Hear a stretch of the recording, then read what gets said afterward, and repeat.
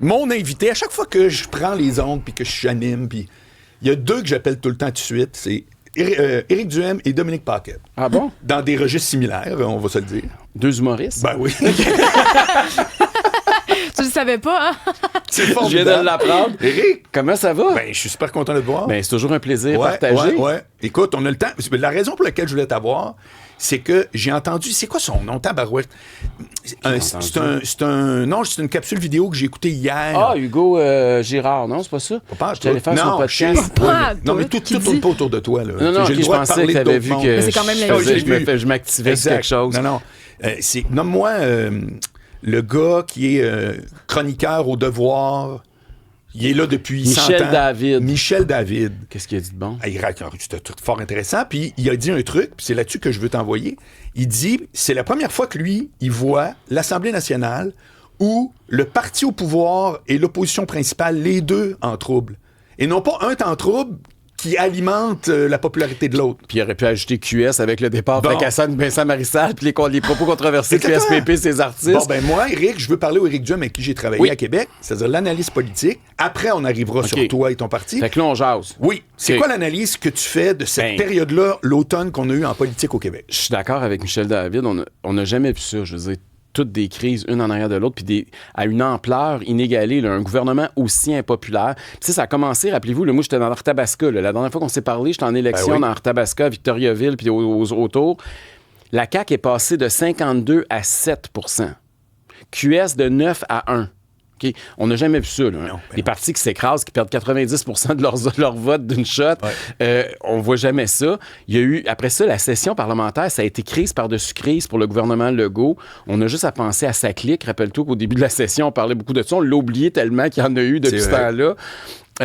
Toute l'histoire avec les médecins, que ça finit en queue de poisson, mais ça a été une crise quand même assez majeure. Ils ont brassé bien des pommiers avec ça. Puis les libéraux, ben là, c'est une autre... là, c'est une bombe nucléaire avec Marois Risky, puis avec tous les scandales qui s'en sont suivis, puis avec l'UPAC qui débarque la semaine passée. Puis les changements de chaise sont rendus avec 8 députés indépendants. Ça aussi, on avait Est-ce que jamais tu vu vois ça. un signal dans tout ça commun? Y a-tu quelque chose qui te fait dire c'est symptomatique de la vie politique québécoise? Ben, on arrive la dernière année électorale, OK? On est quand même dans la dernière année, là, les élections vont avoir lieu dans 10 mois, moins de 10 mois.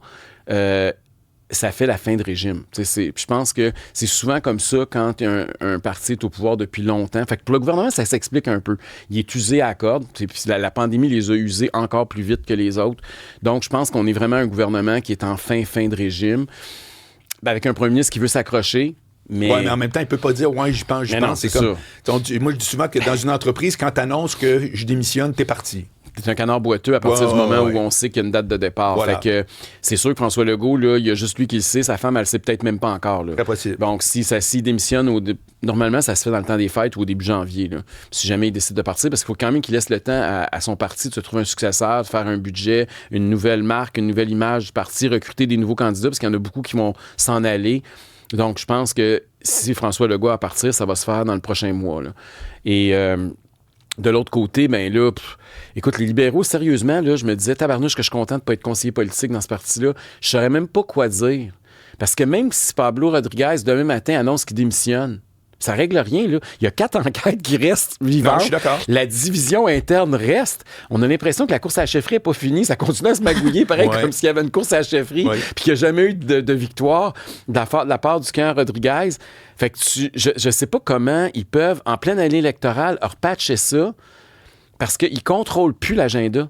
Ils décideront pas quand l'UPAC va débarquer et va décider qu'elle dépose des accusations criminelles ou quand le rapport de la commissaire à l'éthique va tomber ou le rapport interne, qu'est-ce qu'il va recommander, parce que le juge, ils ne tiennent pas le crayon, là. Donc, il y a beaucoup de... Le directeur général des élections du Québec aussi est en train d'enquêter puis va aussi faire son travail. Donc, ils ont complètement perdu le contrôle puis sont dans un parti qui est divisé. Fait que je sais pas comment ça va se finir. Mais en même temps, c'est le Parti libéral. C'est un parti qui a un électorat captif. Ils ont toujours eu les non-francophones ont historiquement été très libéraux. est-ce qu'on va assister pour la première fois à une brèche? Moi, c'est ce que j'espère, OK? Très honnêtement. Pour ça, j'ai parti une campagne, là, No Referendum, No Corruption. Là. Oui. Et, d'ailleurs, c'est ma deuxième question. C'est que si je regarde les sondages, malgré tout ça, tu restes à peu près tout le temps à... T'es autour de quoi? 15, 14, 13. Bon. Fait que comment tu peux capitaliser sur ça? Autour de toi, il y a vraiment de la misère, mais, toi, t'es supposé gagner quelque chose là-dedans. Oui, là. mais il est tôt. Là. On n'a pas encore mesuré. Présentement, là, ce qu'on mesure, c'est que les libéraux sont en chute. Mais on ne sait pas jusqu'où ils vont pogner le fond du baril. Là. Ils sont encore dans le vide. Là. Fait ils vont descendre de combien? Moi, ce qui m'intéresse, c'est de voir qu'on est le deuxième choix souvent de ces gens-là. Donc ça, quand tu es le deuxième choix puis qu'un parti qui est en décrépitude, ça peut te profiter. Sondage à l'appui, le deuxième choix, comment ils font pour mesurer ça? Ils demandent quand ils te demandent pour qui votez-vous, là, tu vas dire, mettons, Parti libéral, ils vont dire, OK, puis quel est votre deuxième choix parmi les quatre autres partis? Ouais. OK. Ils font ça systématiquement. Le dernier sondage léger, il l'a fait. Donc, ils font pas tout le temps, mais souvent. Fait que ça, c'est un signe encourageant. L'autre élément, c'est que moi, mon défi, honnêtement, après l'élection de 2022, c'était de garder la tête dehors de l'eau. Je savais bien que j'allais pas monter au sommet. J'avais aucun député, pas de budget de recherche, pas de budget de communication, très, très peu de visibilité médiatique, 1% dans les médias traditionnels. Donc, notre but, c'était juste de rester vivant puis d'arriver en année électorale en n'ayant pas trop perdu de plume. Puis là, on arrive en année électorale, puis non seulement on n'a pas perdu de plume, mais on en a 2-3 de plus, OK? Fait que c'est déjà exceptionnel ce qu'on a fait, parce que la traversée du désert a été moins aride que prévu, très honnêtement. Mais sauf que l'année électorale veut pas. Là, on va en avoir plus de visibilité, parce que là, on est à veille. Là. Moi, dès le mois de janvier, je commence à annoncer mes candidats. Là. Fait que là, on commence... T'en as combien? Mais il y a 125 circonscriptions. Ouais. Mais je vais en annoncer un nombre substantiel. On a un congrès qui va avoir lieu à la fin juin à Québec, au Lac-de-L'Âge. Oui. Et là, on va annoncer notre première brochette de candidats. Tu penses que tu vas en avoir 125? Au final, c'est sûr qu'on va en avoir 125. On en a eu 125 la dernière fois aussi. Parfait. C'est que tu présentes quelqu'un. Écoute, j'en ai déjà rencontré, là, je sais pas combien je suis rendu, 75, 80. Là, puis on continue à... Je te dis pas qu'on va toutes les prendre, là, mais on va... juste te donner une idée, en 2022, à ce temps-ci, j'avais 0. J'avais aucune association de comté, aucun candidat, pas une scène dans mon compte de banque. Okay. Là, on a l'argent pour faire la campagne électorale. On aurait, d'un matin, il y a une élection, on serait capable d'avoir 125 candidats. Là. OK. Et puis, on a notre programme, on va le finir. Mais ça, c'est la mécanique. Janvier. Mais sur le fond. Oui, mais c'est important. Ah, ben, je dis pas parce qu'il faut que tu bâtisses ton solage avant de commencer le premier puis le deuxième étage. Sauf que ce qui, moi, m'intéresse, la personne qui va mettre un X à côté du Parti conservateur du Québec, ce sera pas à cause que tu as un beau solage. Mais moi, je veux piquer le jour des élections. Je veux pas piquer 3 ans avant. OK, mais en disant quoi? C'est ça que je veux savoir. Ben, notre message principal, c'est sûr qu'on est le Parti conservateur. Là. Nous, là, c'est quoi? On est un parti qui veut laisser plus d'argent dans les poches des contribuables. À la base, c'est ça. Là. On trouve qu'au Québec, le modèle ne fonctionne plus. Trop de bureaucrates, trop de taxes, trop d'impôts, trop d'interventions, trop de réglementation, trop de contrôle. Ça, c'est la philosophie conservatrice. Exploiter nos ressources naturelles, notamment nos hydrocarbures, que le Québec devienne autosuffisant en matière énergétique. Pour nous, ça, c'est important. Le système de santé, que les Québécois aient de la concurrence, qu'on puisse aller au public ou au privé. Si le public est pas capable de t'offrir les soins dans des délais raisonnables ou si ça coûte moins cher aller au privé, que tu peux utiliser ta carte d'assurance maladie puis gratuitement que tu peux aller au privé. Qu'on ait un système parallèle public-privé au bénéfice des patients. Donc ça, c'est un autre point qui est important. On en a plusieurs autres, là, mais je pense que ceux-là, c'est peut-être, je te dirais, le cœur de notre engagement politique. Là, tu vois, tout ça, je suis au courant. Oui, mais c'est ça, mais il va falloir le mettre en... non, mais ma question, c'est ça, là. C'est que je suis au courant, puis t'es encore, que malgré que c'est l'hécatombe autour, t'es encore en même place. Marc Boilard, il est un petit peu plus renseigné sur la politique au Québec que la moyenne des ours, là. C'est le but de notre défi, c'est pas juste que Marc Boilard le sache, c'est que l'ensemble des Québécois qui suivent ça 10 minutes par année. Parce que nous autres, on suit ça, OK, 10 heures par jour. Mais ça, je t'en Monsieur, madame, tout le monde, c'est 10 minutes par année. Absolument. Fait que c'est eux autres à qui il faut que je parle. Donc, en un mot, ce que tu dis, c'est qu'actuellement, ton message, tu continues d'y croire, ce que tu viens de me décrire, mais t'as pas la portée. Mais non, c'est quand ça. Quand tu dis que tu as eu le 1% de visibilité. J'ai pas la possibilité de parler à ces gens-là. Donc, tu t'attends que lorsqu'il va y avoir un déclenchement d'élection, tu vas avoir une visibilité supplémentaire. Oui, ça, c'est un élément. L'autre élément, le Parti conservateur du Québec, c'est pas juste Éric Duhem. Mais bon... à date, c'est ça. Ben, c'est ça. La perception, souvent, c'est que les gens me connaissent juste moi. T'sais, ils savent pas que c'est le docteur Karim El-Ayoubi qui est notre porte-parole en santé puis qui a développé la politique. Moi, ce que je dis, là, c'est tout ce que Karim a étudié depuis des années.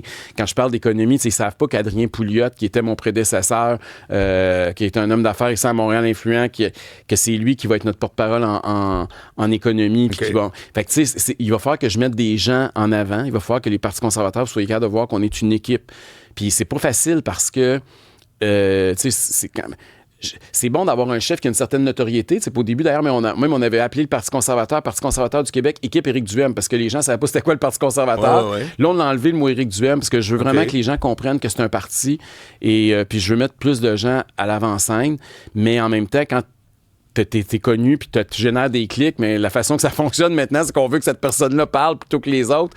Fait que le défi, c'est aussi ça, là, c'est de commencer à montrer que on n'est pas seul. Fait que ça, c'est un autre élément important de la prochaine année. Puis le troisième élément, il est peut-être un peu plus, entre guillemets, négatif, là, mais je pense qu'il faut rappeler aux Québécois que c'est pas le temps de s'en aller en référendum. Peu importe que vous soyez souverainiste ou non, là, c'est plus une élection partielle. Là. C'est une élection générale avec un parti qui est en avance d'un sondage à l'heure actuelle, qui promet puis qui est très ferme là-dessus depuis le début, qu'il va y avoir un référendum dès qu'ils vont être élus, si jamais les gens les choisissent au gouvernement. On est dans une crise tarifaire comme on n'a jamais connue dans notre histoire. C'est pas le temps de commencer à créer des chicanes avec les autres provinces. Est-ce que ce soit jamais le temps, si je t'écoute? Ben, je pense que présentement, là, on vit une crise quand même. On peut pas nier qu'il y a un problème. C'est quand que c'était tout beau dehors, là? Ben, je pense qu'il y a 5 ans, là, la situation n'était pas la même que celle aujourd'hui. Je pense que la question des tarifs a changé la dynamique économique, puis on le voit, ça a créé beaucoup d'instabilité. Ça fait que le marché canadien est encore plus important pour le Québec qu'il l'était avant, et qu'on a intérêt à abaisser les barrières entre les provinces au Canada plutôt qu'en ériger des nouvelles. Et ça, c'est un discours... dans un Québec souverain, tu peux le faire tout à fait. Ça s'appelle des ententes. Ça peut être des ententes, mais tu penses-tu que le Canada anglais va avoir envie de signer des ententes puis d'être chumé avec le Québec plus? Money Talks, mon vieux. Ben, Money Talks, mais des fois, rappelle-toi comment ça a été émotif aussi, le dernier référendum des deux côtés, là. Puis le Québec n'est pas sorti gagnant de ça, là. Rappelle-toi le oui a perdu, mais pire que ça, là, on s'est ramassé avec la loi sur la clarté référendaire, puis on s'est ramassé avec des tensions. Je pense pas que c'est le bon moment d'avoir ce genre de tension-là. Moi, j'ai pas de problème avec ça. Mais j'essaie juste d'expliquer aux gens qu'on soit souverainiste ou non, quand il y a une crise tarifaire, c'est pas le temps de chicaner avec notre meilleur partenaire économique. Et ça, le Parti québécois va devoir répondre de ça. Puis, tu sais, moi, je te parlais tantôt de l'élection dans Arthabasca. Là. Il y a 40% des gens qui ont voté pour le candidat du Parti québécois dans Arthabasca que si ça avait été un référendum, ils votaient contre. Donc, les gens qui veulent voter pour le Parti québécois doivent réaliser que s'ils votent pour le Parti québécois, il va y avoir un référendum. Ils ont beau être contre, là, le PQ va le faire. Puis tu peux gagner, c'est ça qui arrive. On est 5 partis au Québec maintenant, OK? Tu peux gagner une élection avec 33-34 % comme le PQ pourrait la gagner s'il y en avait une aujourd'hui. Mm-hmm. Mais tu perds un référendum comme jamais dans l'histoire à 33 %.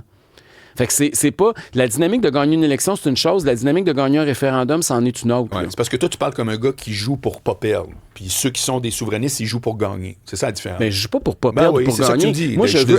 Non, c'est le contraire. Moi, je pense exactement le contraire. Moi, je pense que les péquistes jouent pour perdre, puis moi, je joue pour gagner. Pourquoi? Parce que eux, là, ce qu'ils sont en train de nous dire, c'est qu'ils vont nous rentrer dans le mur. Puis ça fait 2 fois qu'on fait des référendums puis qu'on les perd, puis les 2 fois, le Québec est sorti perdant. Moi, là, je veux accroître le pouvoir du Québec. Moi, je veux que le Québec gagne. Puis le Québec gagne comment? Le Québec gagne quand on dit... Mettons-nous les 5 partis ensemble. Tout le monde au Québec est d'accord que l'immigration, ça ne devrait pas être fédéral. Tout le monde est d'accord pour dire que le Québec devrait contrôler ses immigrants.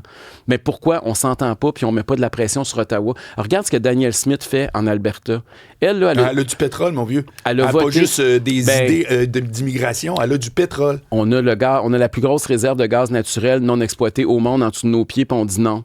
Nous autres aussi, on aurait des ressources puis de l'argent si on arrêtait d'écouter des enverdeurs, puis si on écoutait plutôt les marchés à l'heure actuelle. Non, mais... Bon point. Marc, on a du gaz naturel au Québec, ça, faut que je te reparle de ça. Parce que là, on n'a pas le temps. Comment ça, on n'a plus le temps? Moi, je suis capable de te parler 1 heure. Là, si tu veux. On a déjà fait 4 heures des émissions ensemble. On est capable d'en faire encore. Je suis entièrement d'accord. Mais c'est parce que là, j'ai JC qui s'en vient. À moins que tu veux l'entendre parler de sport. Ah, ben oui, JC, mais tu sais que j'ai déjà animé avec lui. Hein. C'est Philippe Richard. Ah, OK, parce que JC... Reste là, bouge pas. Okay. On va le rejoindre, Philippe Richard. Il est juste là, au bord de la ville. Bonjour, viens-t'en, Philippe. Oh, et on a une pause avant.